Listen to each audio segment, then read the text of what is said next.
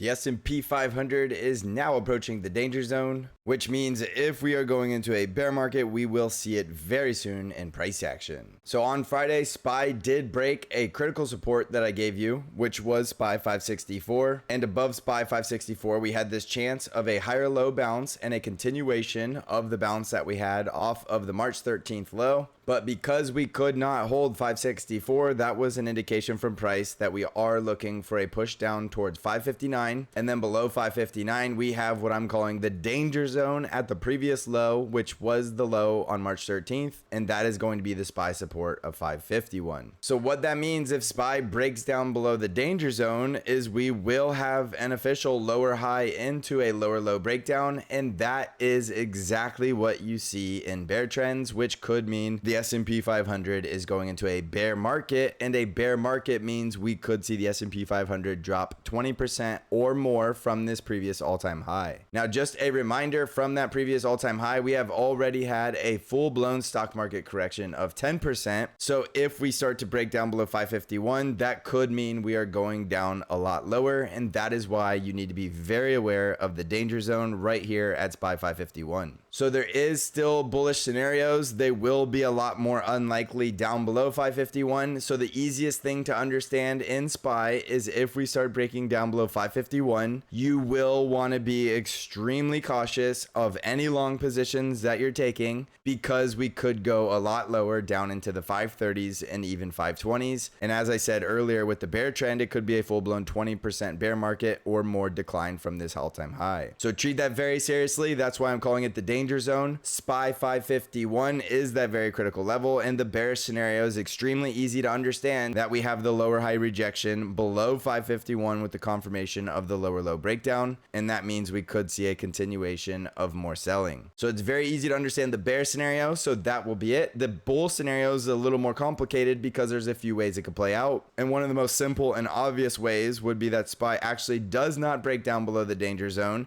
and it would bounce from there and get a sort of double bottom look as it continued higher. And this will be tricky because it will take a lot of time before we know we had a double bottom, because in order to get a double bottom, you actually have to break above the neckline, which is all the way above there at 575. So it is still possible for a double bottom, and there is one more scenario where we get a bear trap false breakdown where we actually liquidate all of the longs below support and then immediately reverse back higher, and that is what's known as a false breakdown, meaning we don't actually hold the breakdown. It was there to trap a lot of bears into a continuation or breakout trade, liquidate a lot of the long positions that have their stops down below the previous low, and then just turn that corner and continue higher yet again. So those are the two bullish scenarios. Even if we start to get a bounce off of this support here, keep in mind in the bearish scenario, that could still be that lower high rejection as we continue lower within a bear trend. So a very short summary is all eyes on SPY 551. That is the danger zone that all bear and bull scenarios will revolve around. While we are above that, that is the only chance the bulls have. So I would be very cautious and very risk off if we're below it. Below 551, it is very likely we're going into a bear trend that could take us lower. So manage risk according to that very critical support. On the NASDAQ 100 triple Qs, we had a very similar sell-off on Friday. The bull scenario would have been the higher low bounce right off of 478 and then a continuation of higher prices, or at least a bounce off of right around 473.